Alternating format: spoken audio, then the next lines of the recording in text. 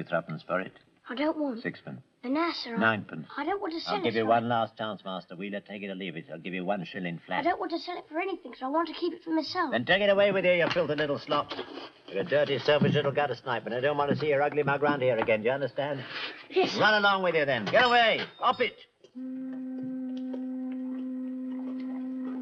And me what's been like a father to him. I say, would you give me a shilling for it? Why, do you think you can get it? You watch.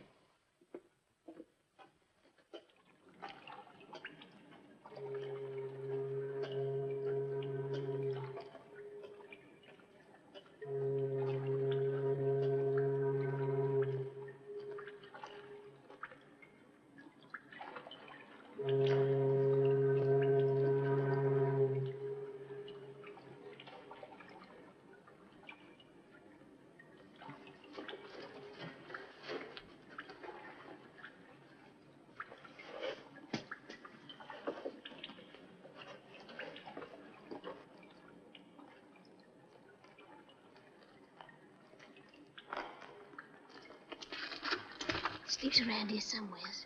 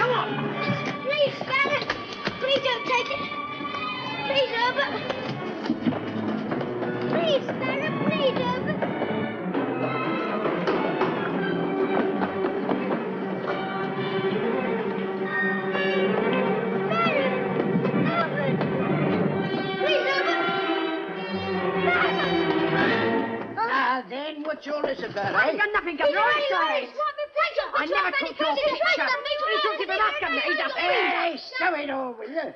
I'll chuck a lot of you in the river. Now then, what's it all about, eh? He swiped me picture while I was asleep. What picture? Where is it? Here. Ah, you rascal. No! Hey, boy! Hey, sir. Come out of that at once, you hear me? I can't swim, sir. Huh? You swim?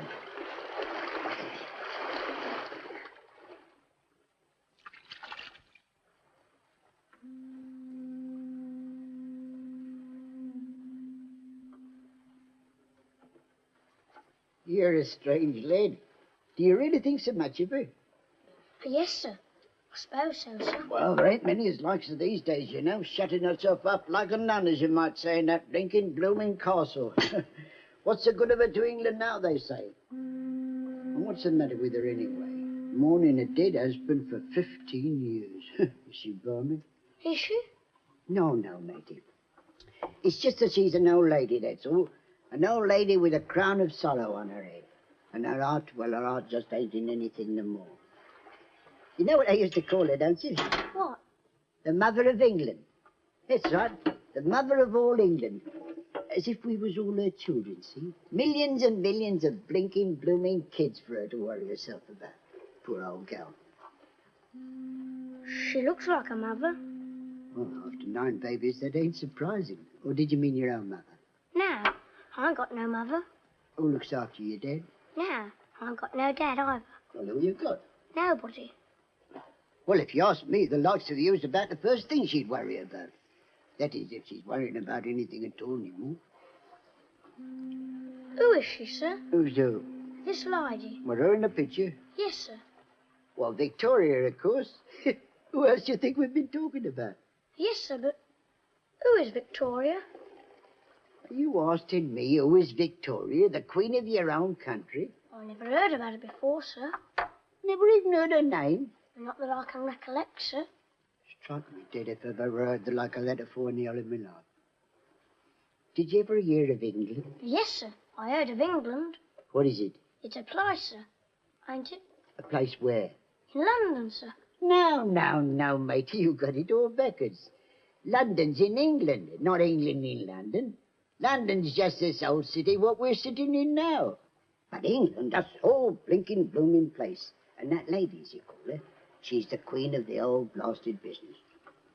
I'm afraid I don't know very much, sir. No, I can see that. I'm so busy finding things, that I don't get much time to keep up with what's going on. Can't you read? No, sir.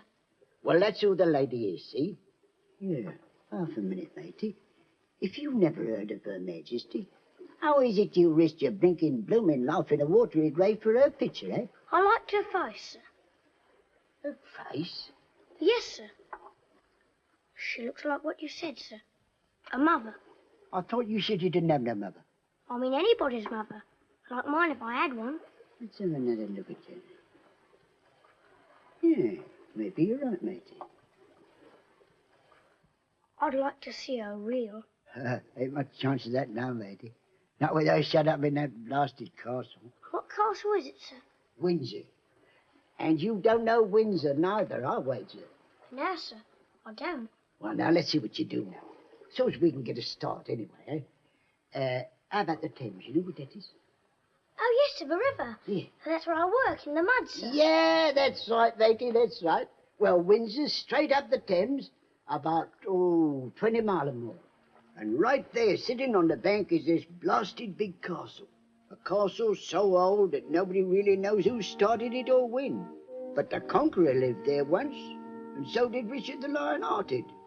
King after king and queen after queen, like Henry VIII, George I, and poor old George III when he went potty. All in all, it's a good part of the history of England, is this castle at Windsor. But I must say, I've seen cheerfuler places for a widow to retire to.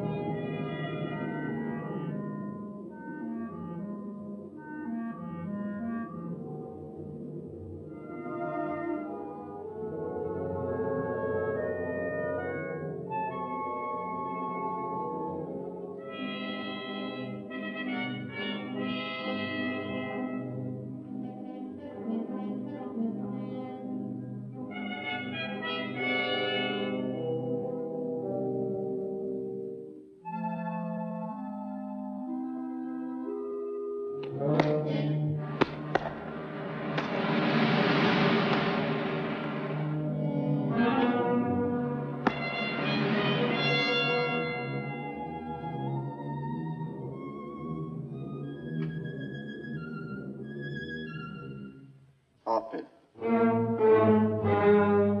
You heard him. Orphan.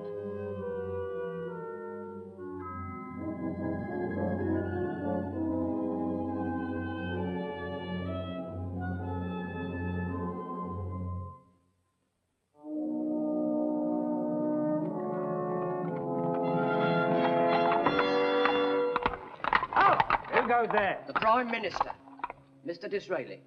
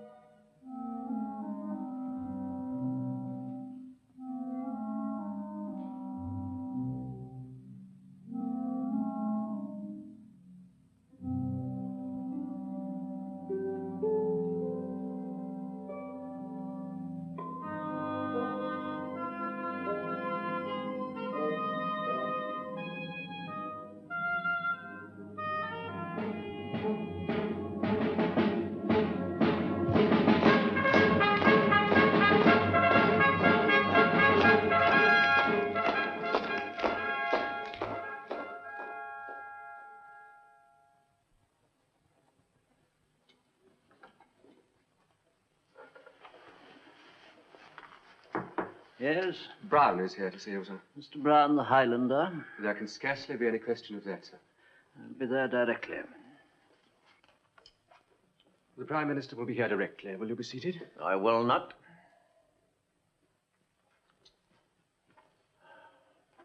How do you do, Mr. Brown? I'm happy to see you again. Are you presentable to see her now? What do you think? I was thinking it's a good job the Prime Ministers didn't have to wear the kilt. I agree with you, Mr. Brown. My business here is much too serious for that sort of comedy. How is Her Majesty, and what is her humor this week? Oh, same as it's been for years. Does she show no inclination whatever to come out of this rather unhealthy seclusion? Is that what you're here for? The subject may arise. And you're wasting your time. On some things, she's as sensible as you could ask, but with that, she's as stubborn as an old mule. May I remind you, sir, that you're speaking of Her Majesty the Queen? If you're ready, we'll go now, sir. After you, sir. Mr. Disraeli? Yes. Oh, yes. That man's drunk, sir. Only moderately. Would he dare to go into Her Majesty's presence in that condition? Condition being more or less permanent, I don't see how else he could manage it. And she tolerated it. Mr. Brown Hammond is a legacy from the dead. He was Prince Albert's friend as well as servant.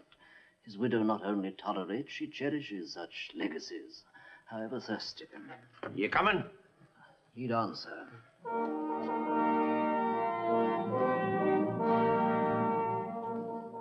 There has never been any practical difficulty in dealing with such cases, and no self-respecting person has ever felt aggrieved because he was debarred from accepting foreign orders.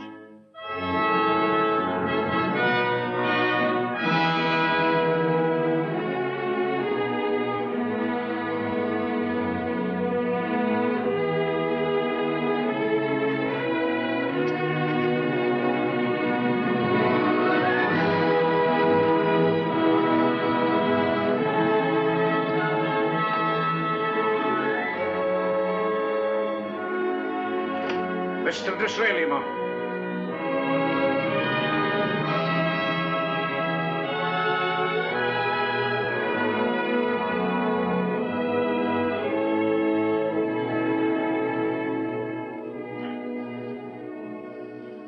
Always so good to see you, Mr. Disraeli. God save our gracious Queen. You've not been quite well, I'm told. No one is quite well, ma'am. How dreadful for you. Braun, a chair for Mr. Disraeli. That's most kind of your Majesty, but for the moment, may I be allowed to stand there and warm myself? But of course. That's how the dear Prince used to like to stand. Rising on his toes now and then, toasting himself comfortably. And with what dignity, too. In the smallest details of life, ma'am, His Royal Highness was an example to us all. Everyone came to appreciate him. Finally, didn't they? Well, let us attend to the business first, then we can enjoy the rest of the evening. What is it this time? Business, ma'am? No, no, Mr. Disraeli. I know very well you haven't come all the way down here just to see an old woman. Indeed I haven't, ma'am. I've come to see the most fascinating woman in England in her enchanted tower. But I will admit I did prepare some slight excuse. You are amusing, Mr. Disraeli. You really are.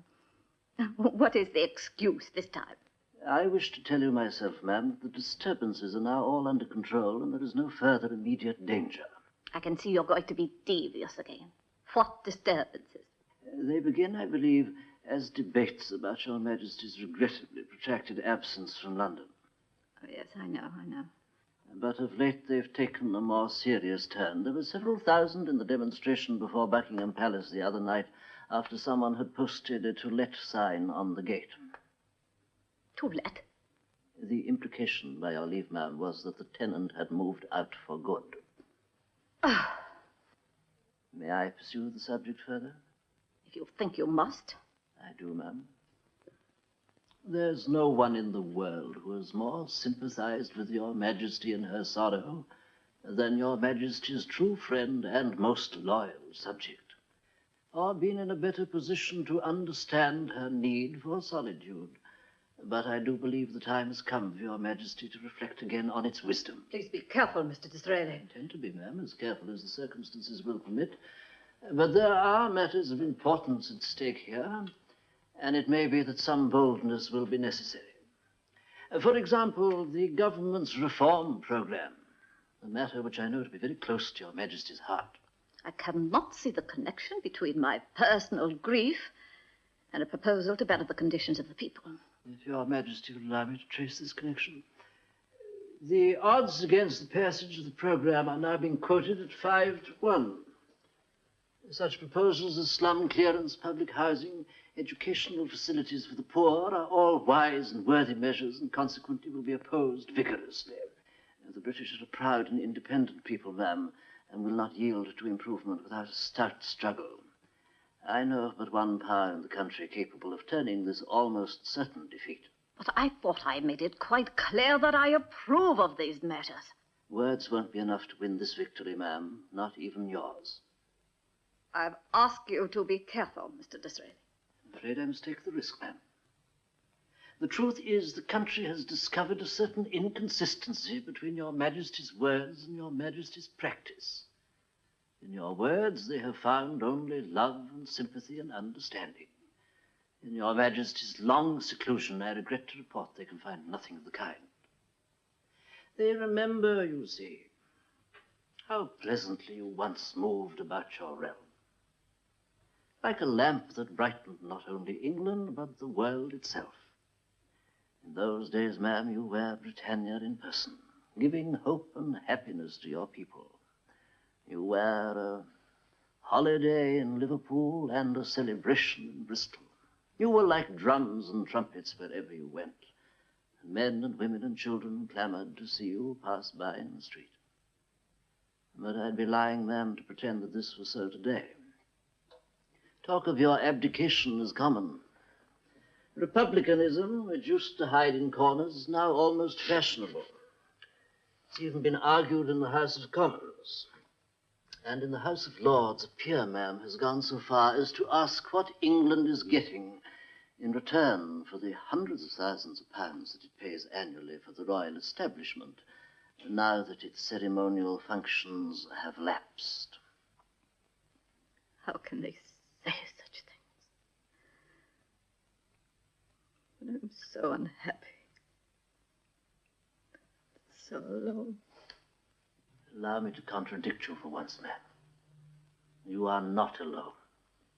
Not even near it.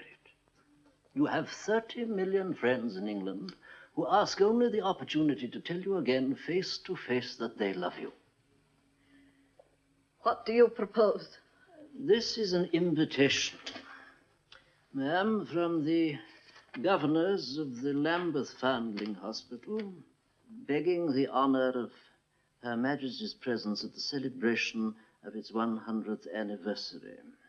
The occasion itself is without specific importance, but it would be impossible to exaggerate the good that would come of it should Your Majesty see fit to accept. Yes, this is what I was afraid of. I only ask Your Majesty to consider the circumstances carefully. Why do they insist on such purely ornamental duties? In a sense, ma'am, the flag is also purely ornamental. I don't enjoy my unhappiness, Mr. Disraeli. Surely you know that better than anyone else in the world. But what can I do? I'm alone, and often I'm frightened. I admit it.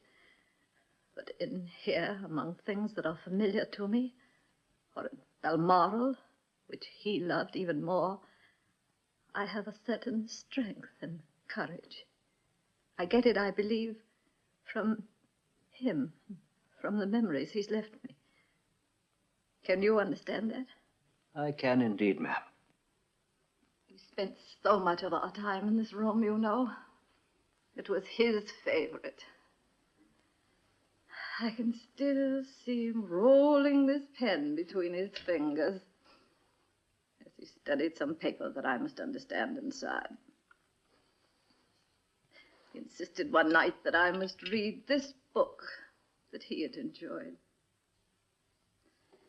We discussed that picture one evening, whether it was a fair likeness of the children or not. He sat in this chair. He read under that lamp. He stirred the fire with that poker. We went into dinner from here, and he held my arm in the hall. We smiled at each other across the table because we thought of the same thing at the same time. There's no part of Windsor that hasn't these memories of him for me. And as long as I have them round me, I feel I'm able to go on. But not, I'm afraid, otherwise. Do you see what I mean? I see it very clearly, ma'am. I suppose you will say this is a sad way to live, like a prisoner. And of course it is. But I'm afraid it's the only way left for me. You'll forgive me, ma'am, but I'd be greatly surprised if these memories of His Royal Highness didn't remind you also that you are still Britain's sovereign.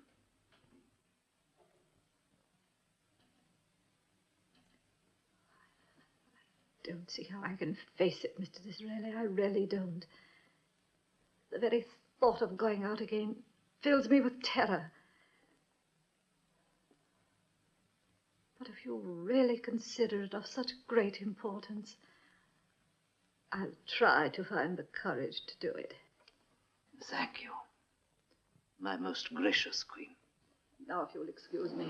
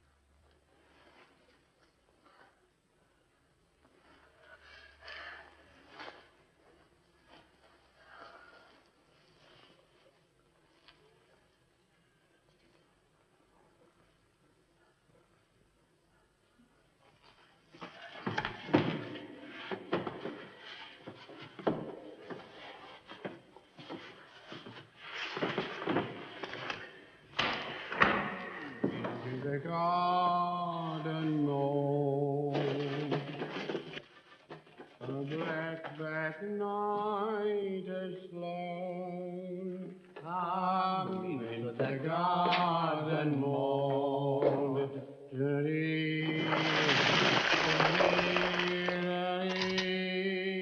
but I'm here at the gate alone.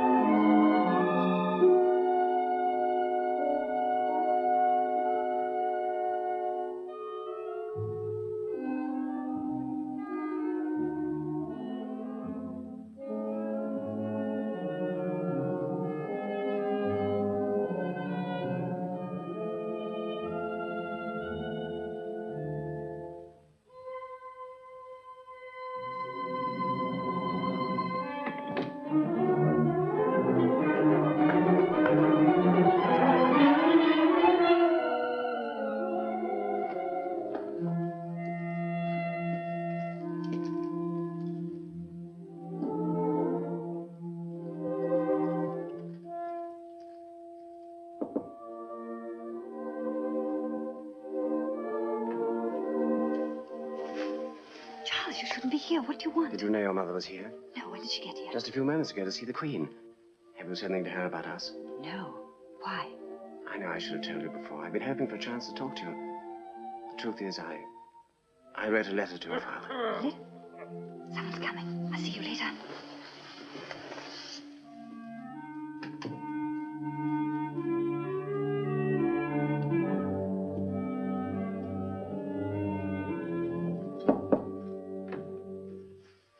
Yes? She wants to see you now. This minute? Aye, this very minute.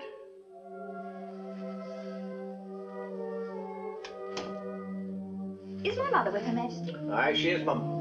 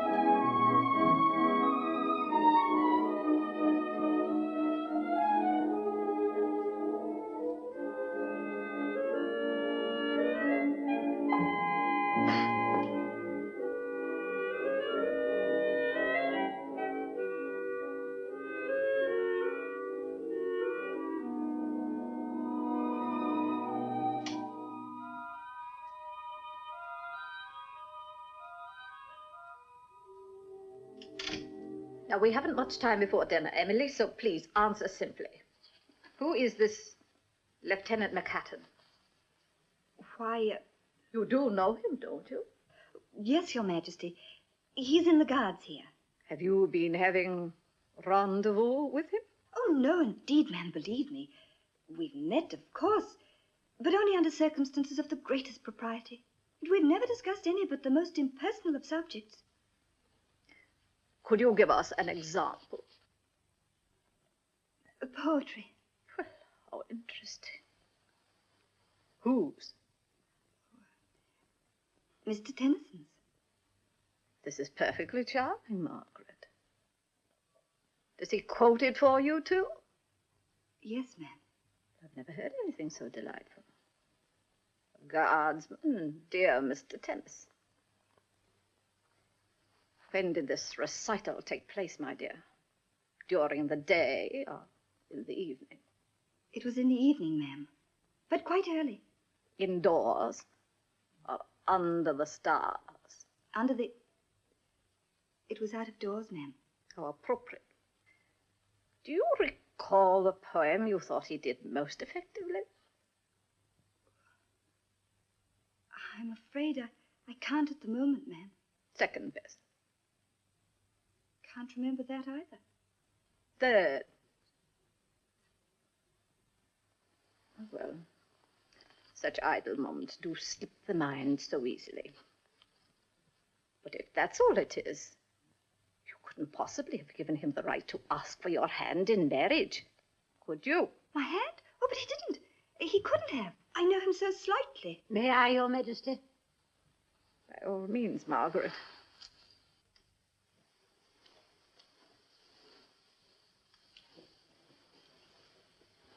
Emily, my dear, this is an impossible situation. You're the daughter of a peer. You're a maid of honor in Her Majesty's household. You have the opportunity, yes, and the obligation to make a marriage of distinction. You cannot throw these considerations away on an utter nobody. He's not a nobody. He's less than a nobody. He's a clergyman's son. In a situation like this, Emily, there can be but one solution. Whatever the young man's suitability or lack of it, your mother always knows what's best. So for her sake, and for your own good, I'm going to forbid your seeing him again. Forbid? But that's not fair, Your Majesty. Emily. Emily's upset, I fear. I beg Your Majesty's pardon. The obvious solution, of course, is to remove him. Send him away at once. Send him away where, ma'am? Out of England, anyway. To India, perhaps. But that's not fair either. Punishing him on my account. Emily, you must control yourself. But it's not fair, Your Majesty. I don't mean to be rude, but it's not a crime to ask for my hand in marriage. This is not the Middle Ages, and Your Majesty is not an absolute monarch. I am, believe me, ma'am, your loyal subject. But I'm also a free-born adult, and I shall marry as I wish and not as I'm told. Go to your room, miss, and remain there. I beg Your Majesty's pardon. Pray to God to forgive you.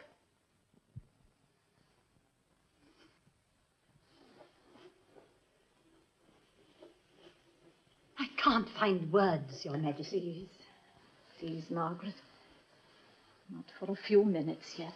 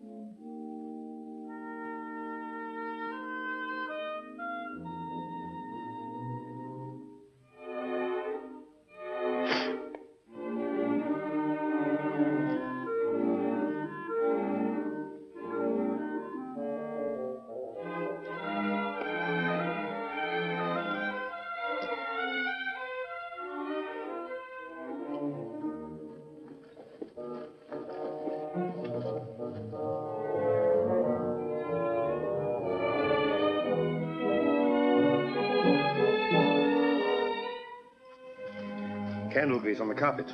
Remove it. Yes, sir. Pure carelessness on somebody's part. Yes, sir. Who moved this? I'm sure I don't know, sir. Someday I may write a book on what I've had to go through in my position. Yes, sir.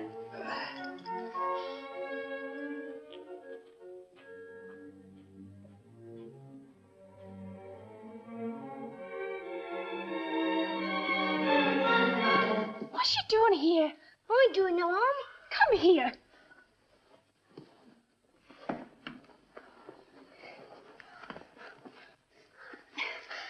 Are you daft? Do you want to run into the guard? I ain't done nothing, honest I ain't. What are you? A tradesman's boy? Yes, Mum. Well, if you ain't the bold one, getting yourself into her dining room, a dirty little nipper like you. But let me see if it's possible to get you out of here.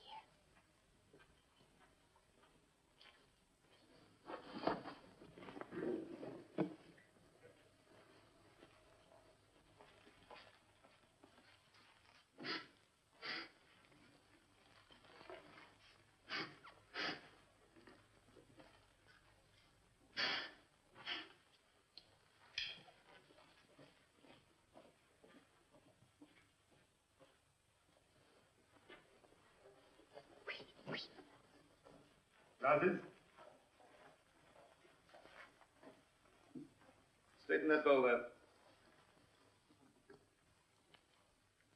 Right. That's all. Off you go.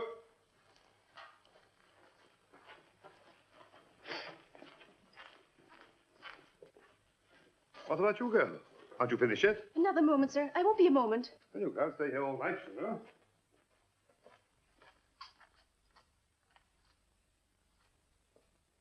Bloomin' big armor on you.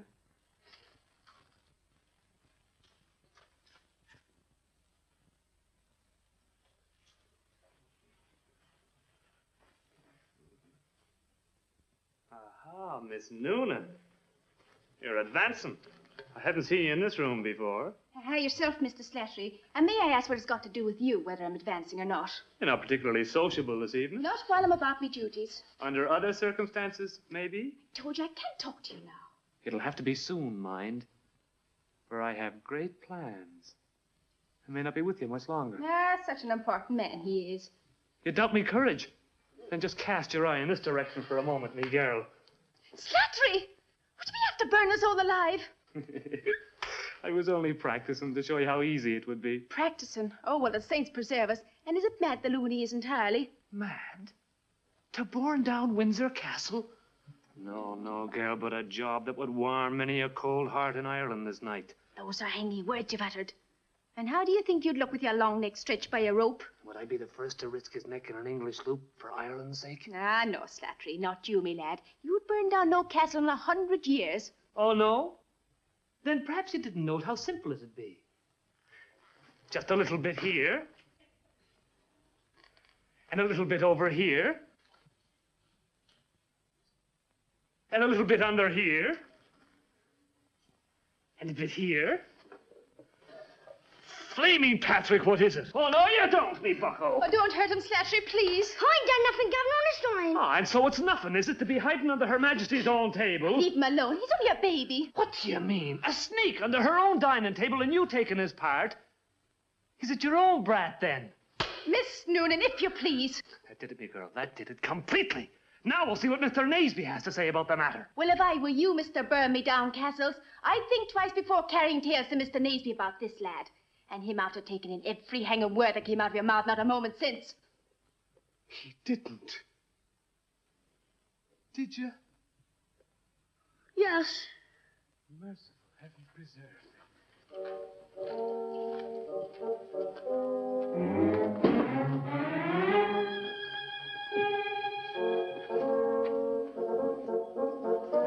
What the deuce are you still doing here?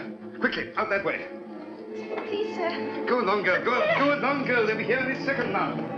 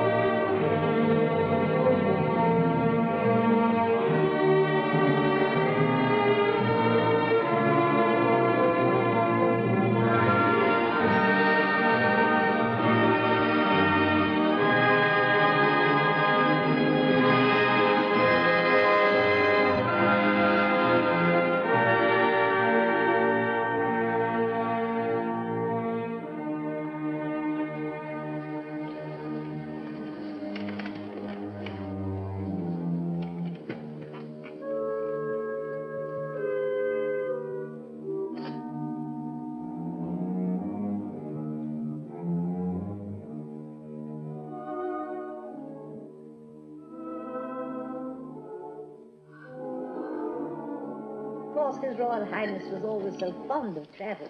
I suppose they were quite right when they described dear Albert as restless, for he did like to get out and see my people, but as much as he loved London, I do believe he came to love the Highlands even more.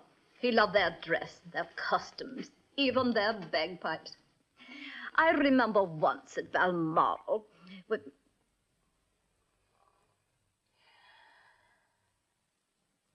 What's troubling you, Mum?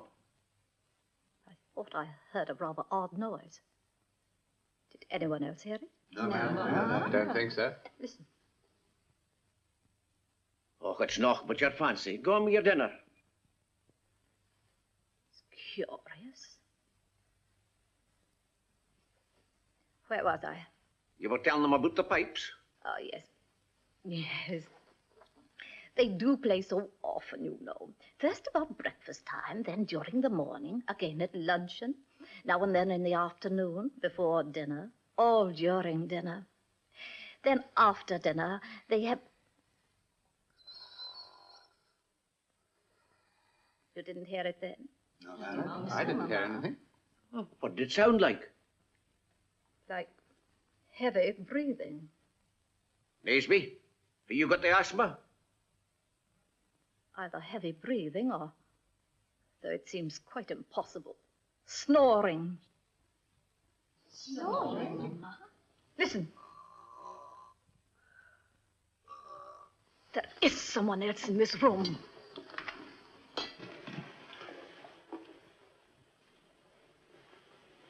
Will you see the ladies out, sir?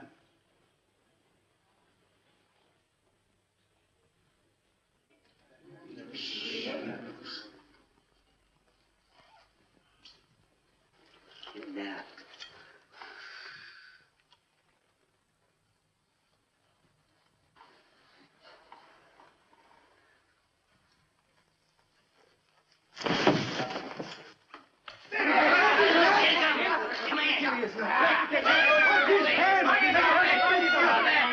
I've got him, sir, I've got him. He's only a wee bairn. What's he doing here, boy? Good heavens, he reeks. He does indeed, sir. Well, get him out of here. He's fouling up the whole room. Yes, sir. I'll have him washed immediately. Well, Wannabe, was you let me go, you big fat pig? You ain't got no right to wash me. Well, then, Wannabe, was you let me go? I said, you let me Oh, go. shut up, you little Oh, stinkpot. you let me go. I ain't done nothing again. How old? Not yet 10, I should say, ma'am. You mean it was only a child? Only a wee tot about the size of my thumb. How strange. Now, they're investigating him now to see he's not at the head of some vast and dreadful plot.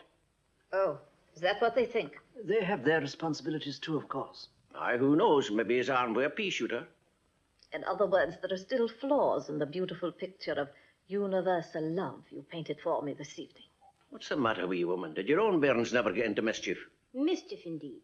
Who knows what the boy's intentions were? And I, for one, cannot forget that there have already been 6 attempts on Her dear Majesty's life. I'm under no delusions that my popularity is, or ever was, unanimous. But the older I grow, the less concern I have for the emotions of a crowd. It no longer matters a rap to me whether those demonstrations you mentioned were out of affection or the purest hatred. They were not out of affection, perhaps, but certainly not out of hatred, ma'am. At the worst, it was resentment. The resentment of a people deprived of someone they loved. Have you ever found reason to complain of the way I perform my duties, Mr. Disraeli? I haven't, ma'am. Am I neglectful of them in any way whatever? No, ma'am. Do you or any of the other ministers find me difficult to reach when there are matters to be discussed? Never, ma'am. Then I see no serious reason why I should alter my present way of life. I don't believe I understand Your Majesty correctly. Surely you can't mean you'd allow your judgment to be influenced by the antics of a scrubby little gutter snipe. It's no use arguing. My mind is quite made up. I'll support the program in any other way you suggest, with letters or statements, but not by opening bazaars or waving at crowds or any other such nonsense. I considered long and carefully before bringing this appeal to Your Majesty, and I decided to do so only when I could think of no other force powerful enough to offer us even a slight hope of success. If I fail to convince Your Majesty of this necessity, the heavy burden of defeat will fall not on us, madam, but on the poorest and weakest of your people. I urge Your Majesty not to lose sight of this harsh consequence. I'm sorry, but I can't think what else there is to be said about it. I shall continue to perform my official duties here, and I shall continue to be at the disposal of the government within these walls. That will be the way for the rest of my life. And if this arrangement should ever prove unsatisfactory to the people of Britain, I assure you, sir, I'll not for 1 second stand in the way of a successor. Now, if you'll forgive me, I think I'll retire. Oh, this clatter about a wee bit of a laddie. Oh, bother your wee bit of a laddie. I'm not concerned about him. I'm thinking of myself. Good night. Good night, Your Majesty. I trust you will sleep well. I do believe I will, in spite of everything. I find I feel rather better than I should have expected after such an evening. The tea, probably. It was unusually good this evening, Brown. The best, I believe, I've ever tasted. So it should have been, Mum. There's a good half muchkin of whiskey in it.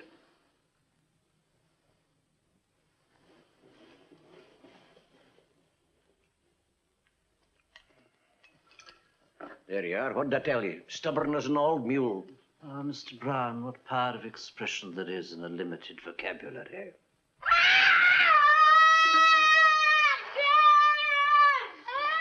The face, Tompkins. Yes, sir. Hopkins. Yes, sir. The disinfectant. Yes, sir.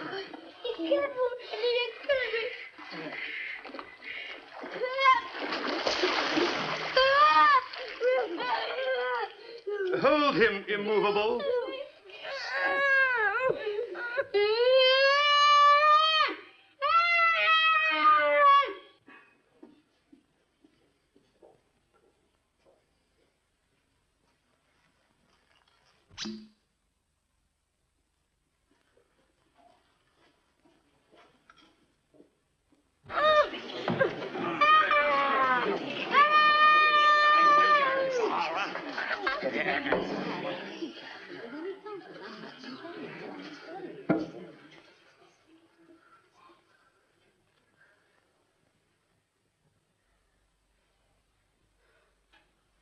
Now then, you dirty little beggar. What are you doing in this castle? Nothing, Governor, honest I ain't. I just wanted to Don't lie to me, boy. Don't even try to lie to me. Honest, Governor, you can ask the man. He'll tell you I weren't doing nothing. What man? The man what's going to burn down Windsor Castle. Burn down the castle? On me dying oath, Governor. What man's going to burn down the castle? I don't know his name, Governor. What poppycock is this, you lying little gutter rat? Sorry, sir. If you don't tell the truth, boy, I'll have you flogged within an inch of your life. Naseby, you're a sumph. I beg your pardon? I said you're a sumph. Now, would you kindly move to one side? Just a moment, Mr. Brown. Boy, you smell like a hospital. You have no authority whatsoever in this part of the castle. You're a sumph, I'm telling you. How can you get anything out of this lad and him scared half out of his wits? Now then, you listen to me, you young skellum. How would you like to be hanged? Please, sir. I don't want to be hanged. Then shut up. Yes, sir. What do you mean, sumph? Now then, some man sent you into this castle. Some man bent on mischief. Who was it, your father? I ain't got him. And who brought you here? Nobody. I walked. What, from London? Yes, sir. Who smuggled you into the castle? I sneaked in. Oh, you sneaked in, did you? And who put you up to it, eh? Who put you up to it? I sneaked in and then I fall down an hole. You fall down what hole? I don't know, sir. Dang it, will you stop your snivelling? What, you'd frighten the daylights out of a bear with your wild roaring. Mind your place, girl. But look at him for yourself. Can't you see he's half dead with starvation? Hold your tongue. He doesn't look hungry at that. What kind of a man are you, anyway? Even in prison, they give a man his belly full before they hang him. Are you going to do less for this lad? Away and get him something to eat. Come on. Sit in there. Or perhaps you'd sooner explain the situation to the officer of the guard. Away with you, man. You're bothering me. Here you are, sir. There you are, laddie. Help yourself. Go on, eat it. Hey, bide a wee, son. They don't even do that way in the Highlands. Huh. What's the matter with your fork? You never seen a fork before? Here, look here. See? Like that. Now you try it yourself.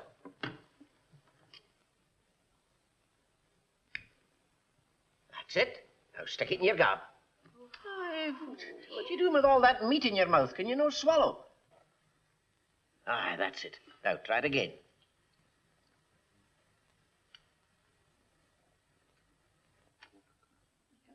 No, it's no a fish you're gaffing with your tongue. Keep your tongue entirely out of the road until you get the stuff in your mouth.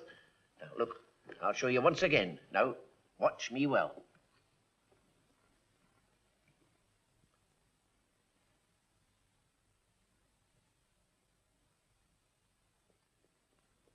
You see?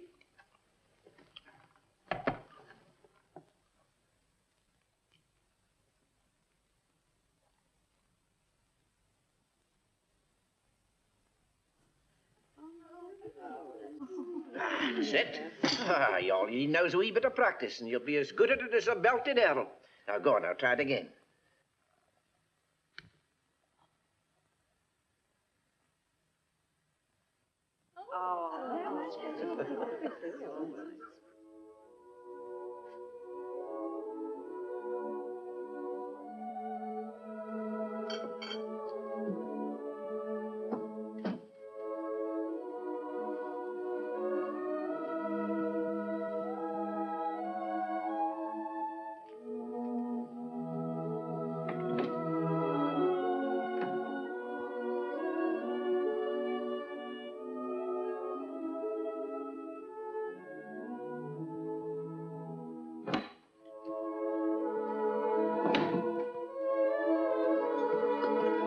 Mr. McHatton. Not now, please. But you're the officer of the day, aren't you, sir? No, I'm not. I'm off duty now. Please come, sir. Her Majesty's life may still be in danger. In danger? Yes, sir. We have the assassin in the servants' hall now. Good heavens, man, lead on. Yes, sir.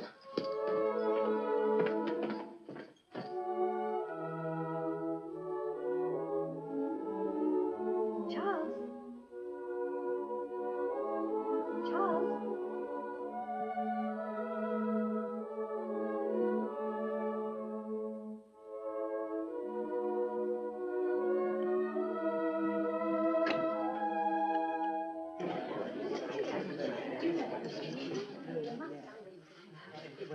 Well, where is he? Where is he, woman? We took him away, sir. Took him where? Oh, I don't know, sir. I asked him, but he gave me such an old-fashioned look, I didn't like to question the matter further, sir. What the deuce is this? Who took him away? The gilly, sir, John Brown. He's been most officious throughout the entire affair, sir. Why should he take him away? He has no more authority here than any other servant. Possibly not, but... Well, go and find him, Andy, and you'll stand there blabbering. If we lose a little beggar, the fat will be in the fire. But I scarcely know how to... Look, you have troops here. Send them out to look for him. Yes, sir. What a good idea. Now, attention, everybody. Brown and the boy are somewhere in the castle. They must be found immediately. I order you to disperse and seek them out. Forward! Yes, sir. And look lively about it, too. Yes, sir. Scots Dundead. Yes, sir. Indeed, sir. But there's somewhere about here, sir. I was beginning to believe you, laddie, but you're lying now. I know this yard like the back of my hand, and there's nothing like a hole in it. Honest, sir. I'm surprised, sir.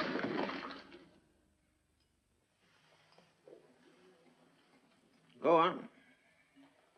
And I just walked about the hall, sir.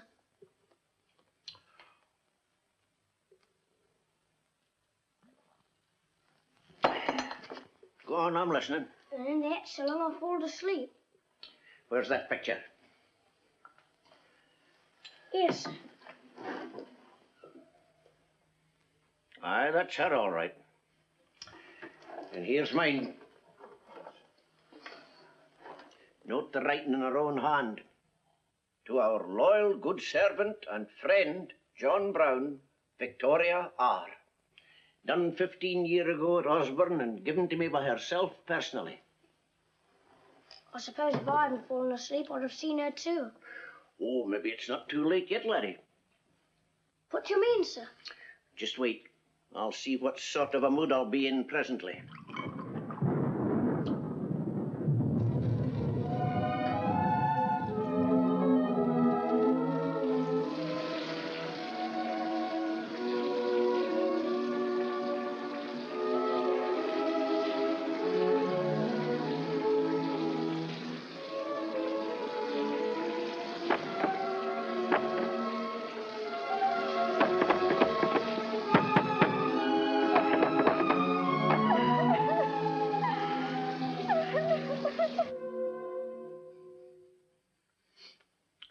Would you really like to see it, Oh, yes, sir. But I wouldn't like to get into any more trouble, sir. How'd you like to meet her face to face and tell her your own story in your own simple words, eh? Well, I don't know now, sir. Maybe I'll be too scared. Scared? What's there to be scared of? She's just a wee old woman. Aye, and a very nice old woman at that. Besides, you're with me, laddie. Oh, sure, it's all right, sir.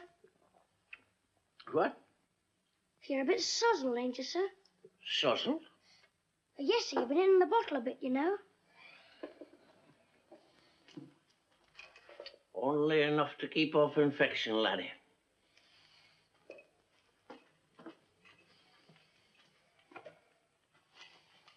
Come on. She'll be most happy to see us.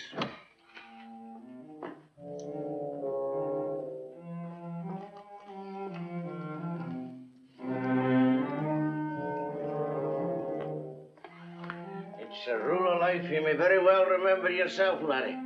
Never neglect your health. Come on.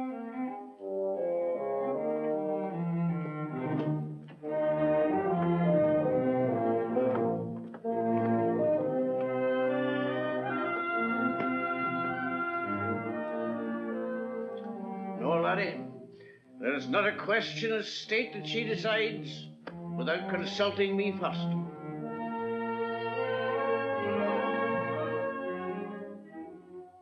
Did you see him yourself? Yes, Your Majesty. What did he look like to you? Very bold, Your Majesty. Very bold indeed. Some say he's not a boy at all. They say he's a midget, a small midget, claiming to be a boy. Did he look like a midget to you? I don't know, Mum. I see so few midgets. Will that be all, Mum? That's all.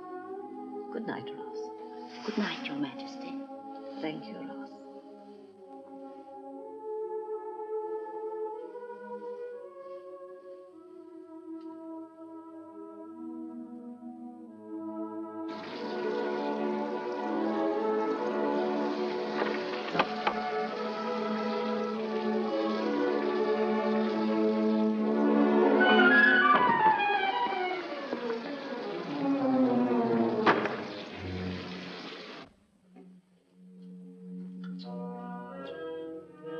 It's a grand castle, laddie. Would you like to see a bit more before we wake her up? I think it's safe, sir.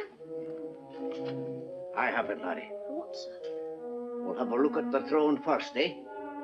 Come on.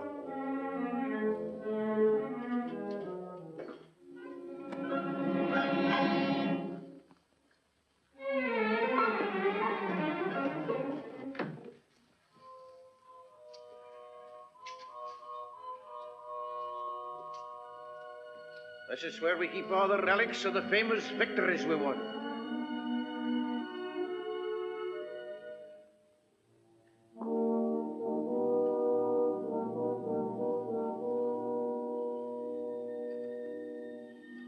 This is where kings and emperors and the nabobs of India wait till we're ready to see them. Come on.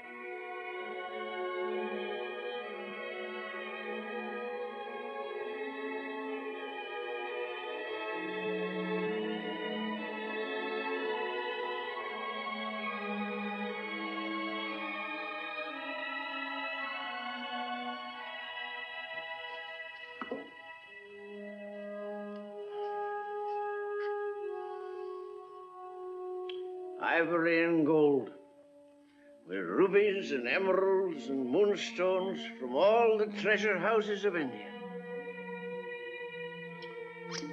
To Her Majesty, laddie.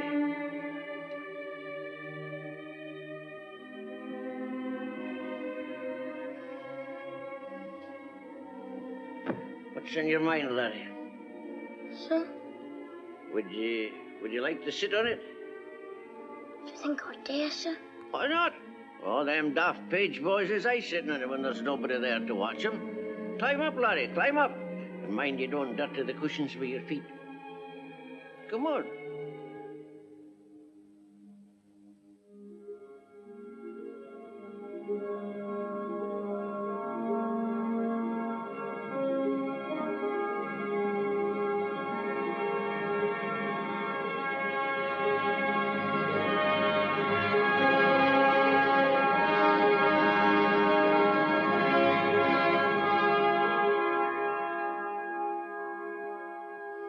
How is it, laddie?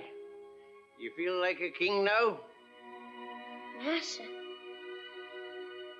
But it's a rare feeling, sir. A rare feeling. Maybe that's it. Maybe that's what it is. A young king. A boy king conferring the honor of knighthood on the grandest captain in his whole army. Home from the war with news of victory. God blimey, Governor. Down from there, you filthy little beggar. Oh, who goes there? Stand aside, Brown. I want that boy. Oh, you do you? And aren't you the bold soldier laying siege to a bit of a laddie with your trusty warriors? Oh, she'll give you a medal for this, no doubt. I tell you to stand aside, Brown. And I tell you to... Rush, is the whole castle to come down in the snow? I warned you, Brown. What's that I see in the distance? A troop of cavalry? Come down here, boy. Stay where you are, boy. You don't come down until I tell you. He's drunk. Drunk as a lord. Yeah? Then shame on you for it. Shame on the Queen's soldier that goes about his duties sozzled to the gills. Shame on the uniform. For the third and last time, Brown, I order you to stand aside. And I accept the challenge, my toy hero. I stand like a rock. Come down from there, Mr. Brown.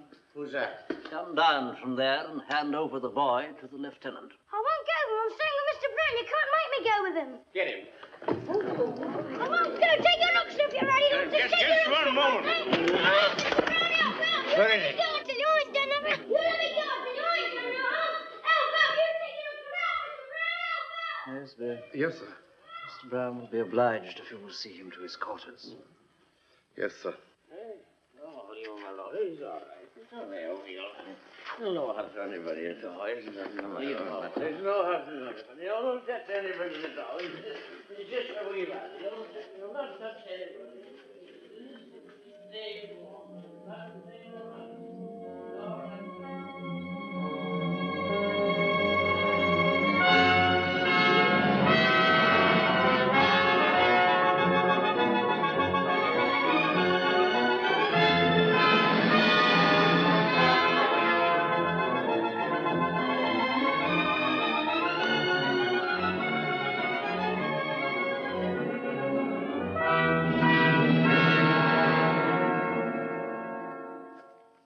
Times report is, of course, more restrained than the others. Who told them all that nonsense? It's difficult to say where they got some of it, ma'am. Where is the boy now? The police removed him to London last night, ma'am. And Brown? Brown was reported to be somewhat seedy this morning, ma'am. Has Mr. Disraeli gone yet? No, ma'am, he's waiting now to see Your Majesty. Ask him to come in. Yes, Your Majesty.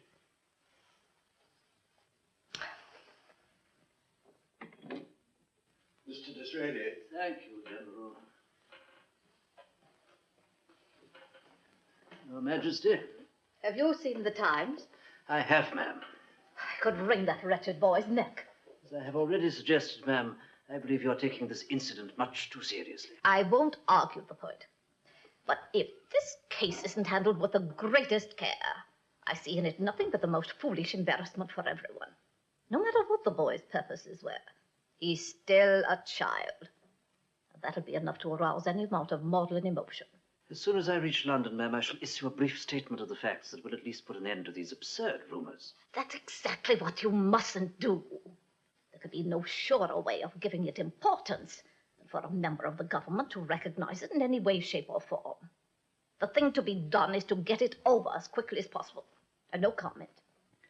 But if the question is raised officially, ma'am, say in the Commons, as well it might be in such an atmosphere of mystery, does Your Majesty intend I shall still be bound by this discussion? I can't think what's happened to you, Mr. Disraeli. I've never known you to be so contentious. Won't you be guided just this once by my wishes? Thank you. Is there anything else? I had hoped that after a night's reflection, Your Majesty might be prepared to reconsider... Oh, yes, yes. Would you be good enough to express my regrets to the hospital gentlemen? Yes, Your Majesty. I hope you have a very pleasant journey home. Thank you, Your Majesty.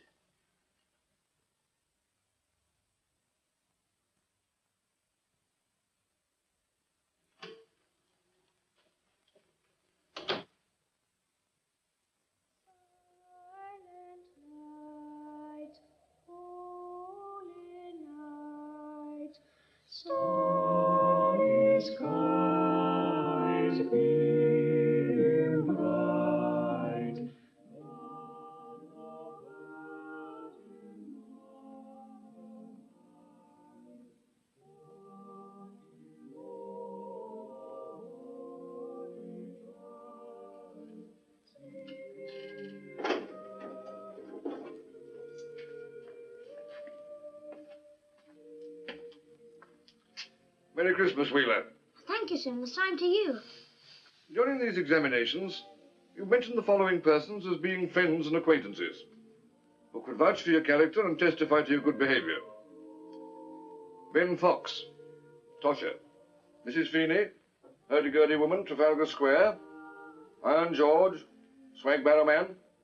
2 mudlarks named Sparrow and Herbert. Hooker Morgan, dredger. And Mrs. Dawkins, housewife. Yes, sir. Come with me.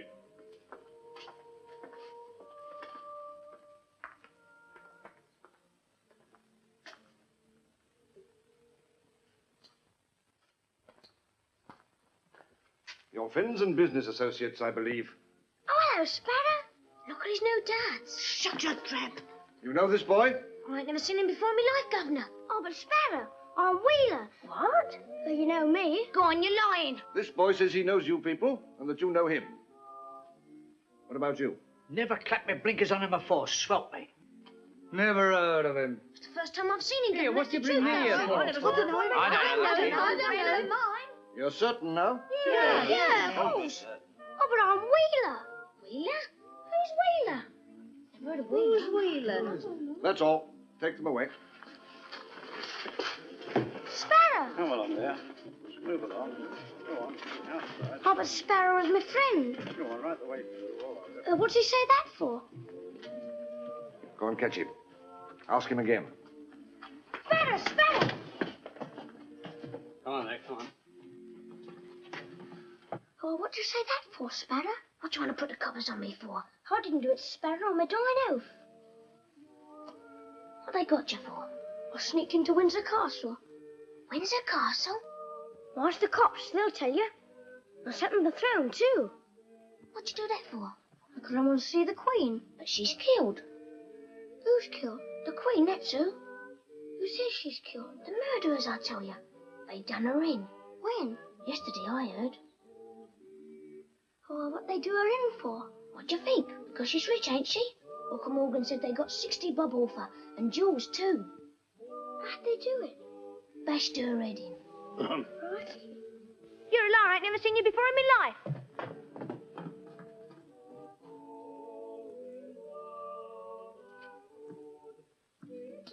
I'm not a friend. Do you want to tell me the truth now?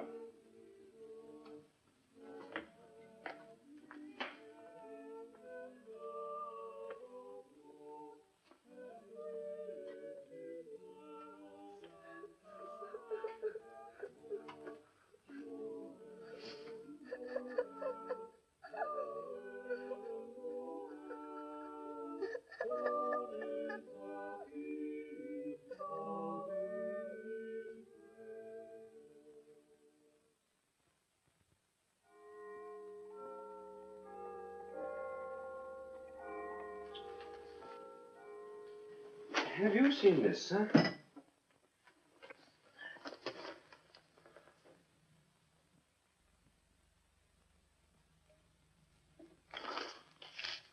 Such rot. Are you certain, sir? Not a trace of Irish in it, so far as I can see. Then if I were you, sir, I'd avoid the Commons as much as possible for the next few days. Why? If they're innocent, the Irish members are bound to bring it up, sir, and demand an explanation from the government. They should, of course. Can't fail, sir. There's too much feeling about it, too much speculation in the press. The moment you set foot in the house, they'll be after you like terriers. Oh, dear, dear, dear. If only Her Majesty hadn't been quite so... Oh. What is it, sir? Poor, weak old Dizzy, so loyal, so conscientious, so devious. You have an idea, sir? What was the name of that young guards officer in the throne room? McHatton, I believe you said, sir? I should like to have a word with him. Do you think you can arrange it? I'll see to it myself, sir.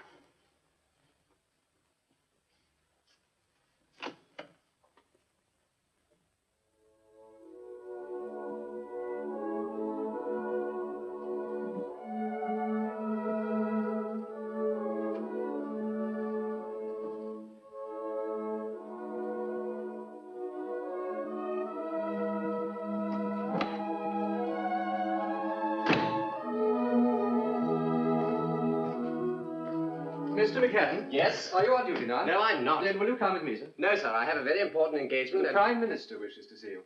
The Prime Minister? Yes. Where is he? In London. If you'll come with me, I have a carriage ready.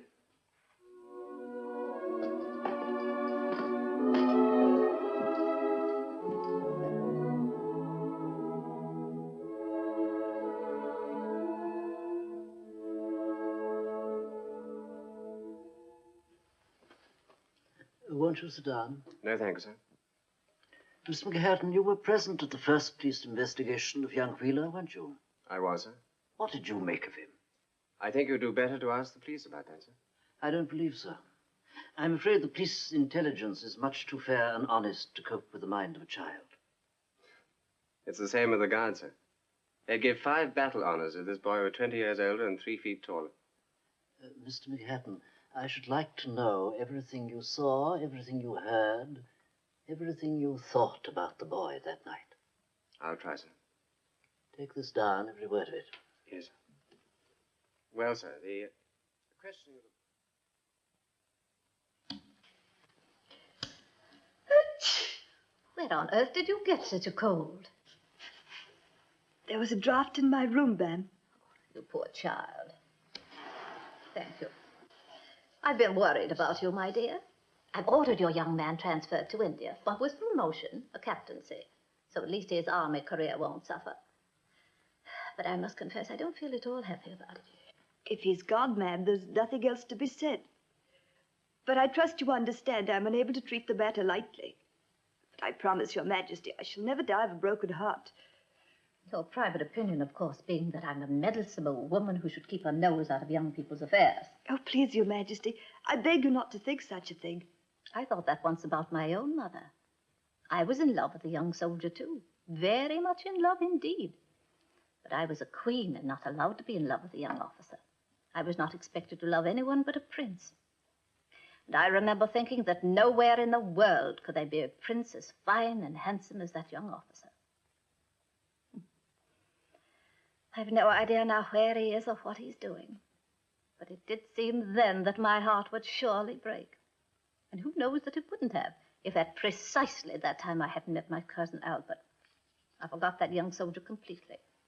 Not only did my heart never break, but a month later I couldn't even remember exactly what he looked like. You think it'll be like that with me, ma'am? Well, I don't know. I can't say. In spite of my manner at times, being queen doesn't make me omniscient. But perhaps another young man will come along for you someday, one even more attractive than this one. And then you'll remember him only as I remember mine, vaguely. Perhaps, ma'am. Besides, I know you wouldn't want to distress your mother. No, indeed, ma'am. On the other hand, Margaret is an uncommonly insensitive woman. Is she, ma'am? Oh, quite. And also, I can't believe you're ever likely to find another like my dear Albert. Thank you, Your Majesty. Not at all, my dear.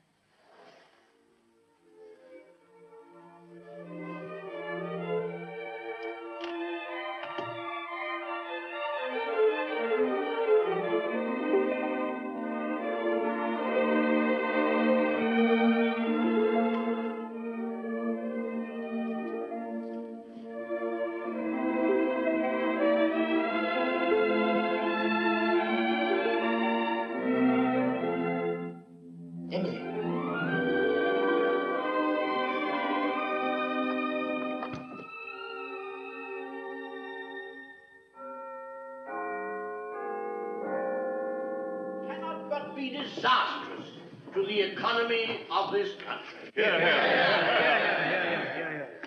Mr. Du Bois.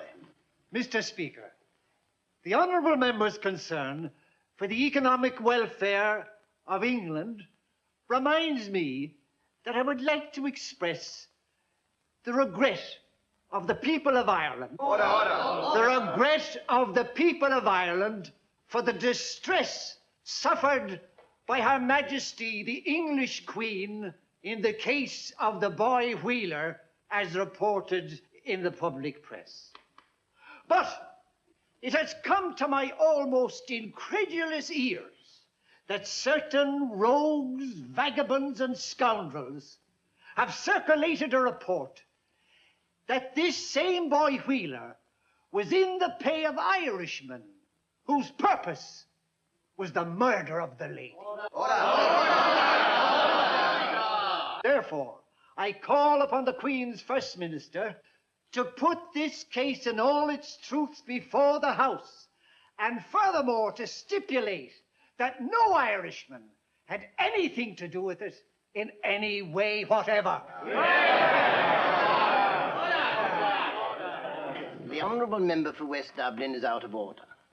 The question raised is irrelevant to the subject under debate, which is the domestic policy as proposed by the government's recommendations. With all due deference to your ruling, Mr. Speaker, I venture to submit that the truth in the Wheeler case is so bound up with the government's proposals that it would hardly be changing the subject to discuss it.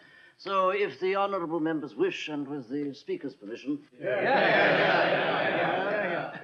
Mr. Disraeli. First, Her Majesty's government deprecates any suspicion of an Irish conspiracy against Her Majesty. No grounds have been uncovered for any such assumption.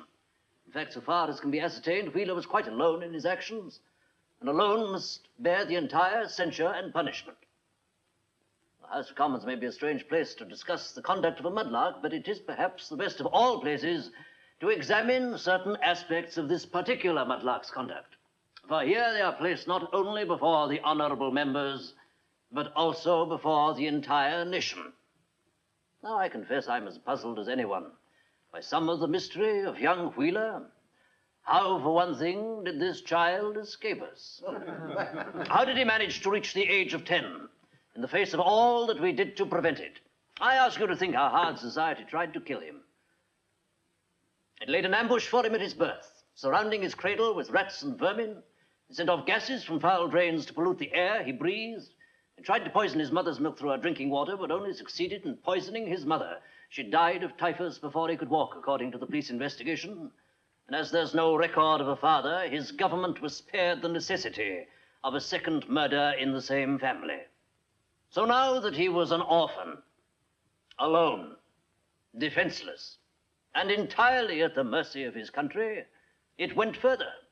It attacked his spirit and his soul. It taught him nothing. It withheld the word of God from him. And in the end, it sent him into the Thames to be a mudlark, barefoot and clothed in the merest rags, subject daily to cold and damp and fever. And in the warrens and lanes of the waterfront, it exposed him to the worst influences of immorality and evil, and, most final of all, it denied him hope. Now, as a result of this indifference and cruelty, there seems to have developed in this small boy an unnatural attitude toward England. Unnatural because, in spite of all that it has done to him, he seems to love it. So one day he raised his head from the river and looked about him and walked out of the mud and went to see his queen. Someone had told him Her Majesty was the mother of England. We've all heard this expression, and of course we do not take it literally. But this unenlightened little orphan did. But where could he see her? Passing through the streets of London, as once she showed herself to her people. In the Green Park, where older boys could just remember having seen her. In any public place whatever, where once her loyal subjects gathered to shout their respect and affection for their sovereign. No longer. Never now in many empty years. So he must go where her grief keeps her. Now, Windsor's walls are high, but they were no barrier to Wheeler. Her Majesty's foot guard, I'm told, are the finest soldiers in England, but he passed them as though they'd not been there. So one evening he arrived, trailing mud into the throne room itself, and only by the merest, the most touching of mischances did he fail of his ultimate goal. At the very moment of triumph, the child fell asleep. Other questions remain that you may answer for yourselves. For example, has this small Briton been brought to our consideration for himself alone, or for the consideration of all British children who are as he is. There's a singularly rough and robust doctrine held by some in this House. Though the country is overpopulated in relation to its food supply, a correction of the unfortunate situation may be safely left to the law of the survival of the fittest, though, if you'll pardon me, I've never heard overpopulation complained of in time of war. I can't remember having heard, for instance, that there were too many Britons at Waterloo. But this, I have no doubt, is a comforting doctrine, by which those who hold it may sleep well at night, secure in the knowledge that a natural law of the jungle will presently simplify their problems in arithmetic. But under this doctrine, Wheeler shouldn't even be alive, much less sitting on the throne of England. Is there then a flaw in this concept?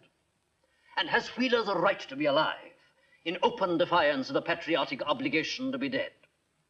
Has he no consideration for the mathematicians whose calculations may be muddled and confused by his stubborn failure to expire according to plan? For myself, of course, I prefer another solution based on the sensible Englishman's concern for his animals. We see the results of it all round our countryside. And our dogs, our cattle, our sheep, our horses. It's unfortunate, in fact, that Wheeler isn't a horse. But when it comes to horses, Britons and sportsmen would never permit such outrageous handicapping. And do we go too far, then, in proposing to apply the principles of this art to human beings? Are we rash to the point of madness, to try to equalize the conditions of the struggle for existence? But the House must not suppose that I rose here to defend Wheeler. There are, however, those of us who believe that the true wealth of Britain is British character.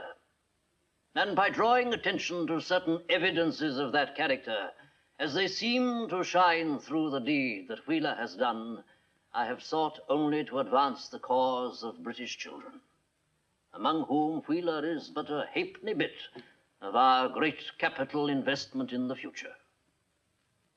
Nothing I have said can alter the fact that Wheeler has broken the law and must be punished. Nor must it be supposed that the government commends him to his country's mercy. Indeed, were I defending him, I could not have said any of this. In his defense, I would have been reduced to one single argument: that if in this case a conspiracy existed as is charged, then that conspiracy was not against the Queen, but against the boy. And I should not have appealed to his country for mercy, but for justice.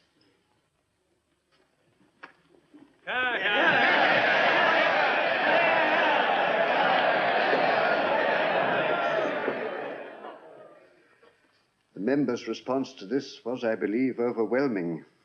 Inform Mr. Disraeli that I should like to see him at his very earliest convenience. Yes, Your Majesty.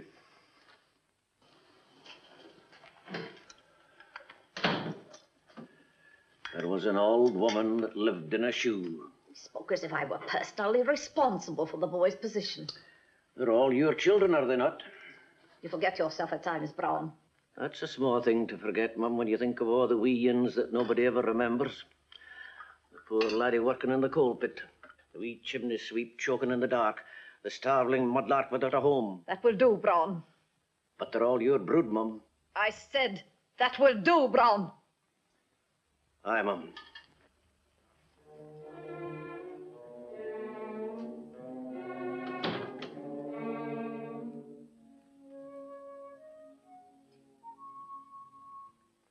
Well, Master Wheeler,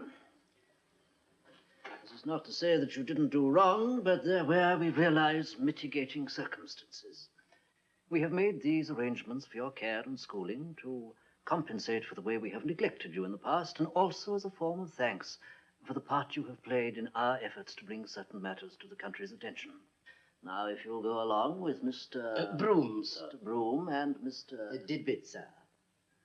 Mr. Didbit, I'm sure that you will find life a pleasanter experience than it has been in the past. We'll take very good care of him, sir. He'll love it in Devonshire, sir. Goodbye, Master Wheeler, and good luck to you. You're a lively lad, and I shouldn't be at all surprised if England heard from you again someday.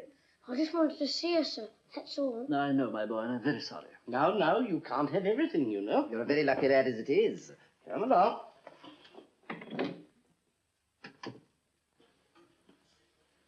It's come, sir. From Windsor? Yes, sir. Her Majesty wishes to see you immediately.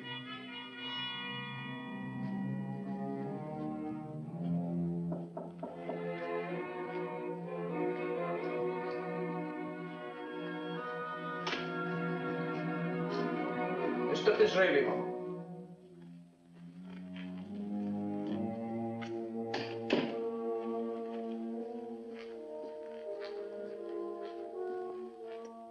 Most gracious sovereign.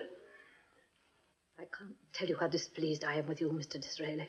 Without even waiting for an explanation. Oh, I'm sure you've come prepared with every conceivable explanation and apology. But the fact remains that you've deliberately administered a public rebuke to the Queen. I beg your pardon, ma'am. It may have been a reproach, but it was not a rebuke. Nor must you forget, ma'am, that I spoke for a people with a right to cry out for their Queen. When children beg for their mother, is that a rebuke? When they know she's ill and they complain to strangers, it's worse than a rebuke. It's disloyalty. But first, sir, have you no recollection that I forbade any mention of this case by the government? To that extent, ma'am, I plead guilty. But the opportunity to strike a blow for the programme was more than I could resist. I had hoped your Majesty would find some justification for this disobedience in the effect of my remarks on the members of the House. Is that all that counts with you, Mr. Disraeli? Another success? Another victory? Unless my recollection is even more imperfect than your Majesty implies, your Majesty asked for a programme of national reform, not for a dignified failure. I ask for nothing at the price of public embarrassment and humiliation. Not 1 week ago, I took you into my deepest confidence. I laid my most secret fears and feelings before you, holding back nothing. You would dream you would use them in a public statement, and a violation so callous and painful I can still hardly believe it. I cannot imagine a more unfortunate misinterpretation of my every word and thought. But what else was there to understand? When you rose before the whole country and used my grief as coldly and deliberately as you were using that boy's poverty and wretchedness. To win sympathy for him, which you happened to need at the moment, you pointed out to all England my solitude and retreat and offered them as excuse for whatever he may have done. You not only justified him, you did it at my expense. Whatever you intended to say, Mr. Disraeli, that's what you did say. I'll not even try to answer that, ma'am. I will only repeat that I was entrusted with a programme of measures for the betterment of your Majesty's people. When I encounter opposition in such a case, I conceive it to be my duty to destroy that opposition through any means available, short of the actually dishonourable. If I do not always observe the strictest Marquis of Queensberry rules in such a fight, it is because I have been in politics a long time and know that nothing can be won with a minuet. However, I did it. I have now brought your Majesty's programme into clear sight of victory, when a week ago there were few willing to wager a farthing on its chances. Now, to paraphrase one far wiser than myself, if the method of this accomplishment is not held to be satisfactory, I assure your Majesty I'll not stand for 1 second in the way of a successor.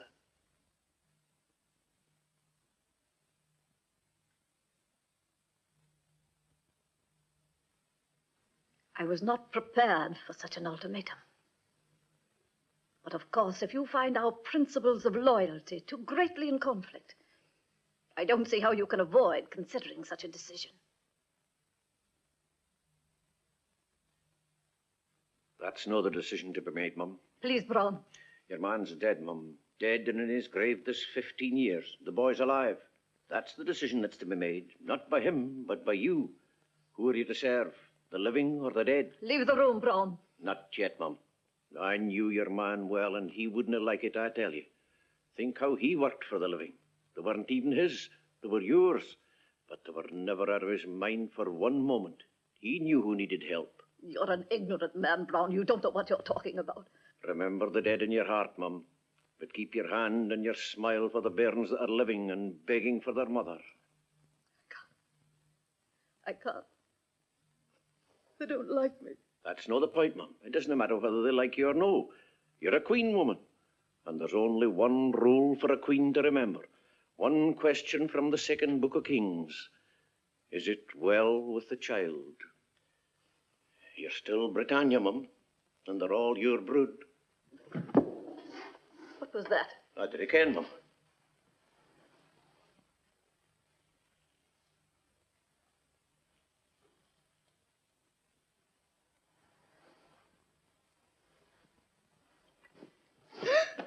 Wheeler. How do you do it, laddie? Are you wee mousy? The same one again? For once, ma'am, I'm completely at a loss. Take him out of here at once. Oh, now, by the way, Mum. Take him away, I tell you. But can you not see he's only a harmless wee tot? I don't care how harmless he is. Take him away from me. Very well, Mum. If your Majesty could bring herself to overlook a certain simple directness in this young man's approach, I believe that a word or two with him would reassure your Majesty of the devotion of at least one of her subjects.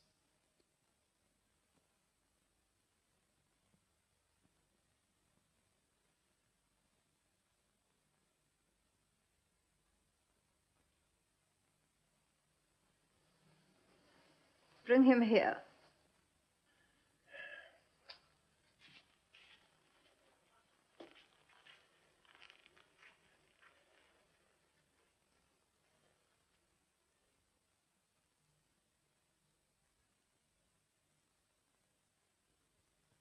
Wheeler, is it? Yes, Mum. What is that, your first or your last name? Just Wheeler, Mum, that's all. You're a very naughty boy, Wheeler. Yes, Mum.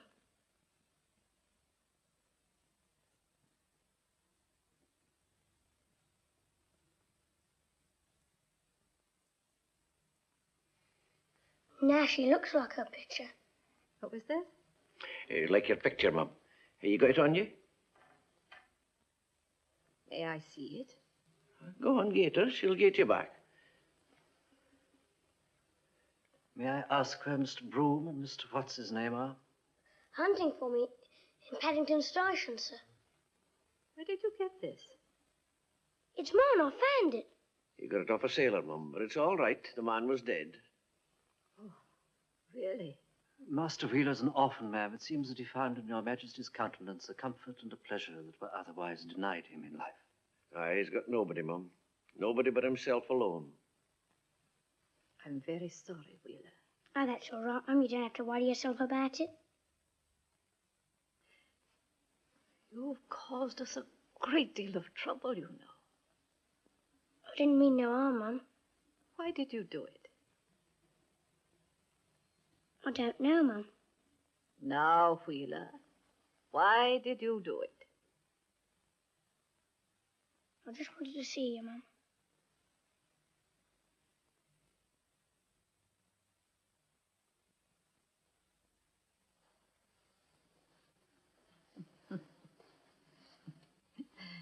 You're a little jackanapes, I'm afraid. But in a brood as large as mine, I suppose that's only to be expected now and then. I'm sorry, Mum. Oh, that's all right. I'm not cross with you now. Thank you, Mum. Thank you, Wheeler. Is that all, Mum? I suppose so. Come on, son.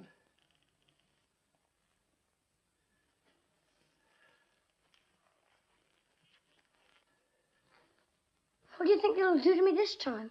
Brown, Yes, Mum? take care of him. I will that, Mum. Why, Mum? Goodbye, Wheeler.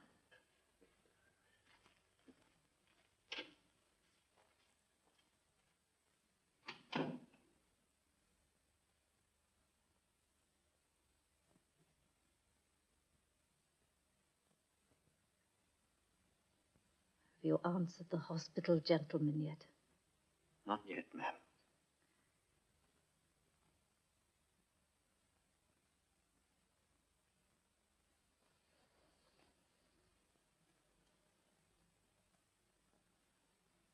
Most understanding of all sovereigns.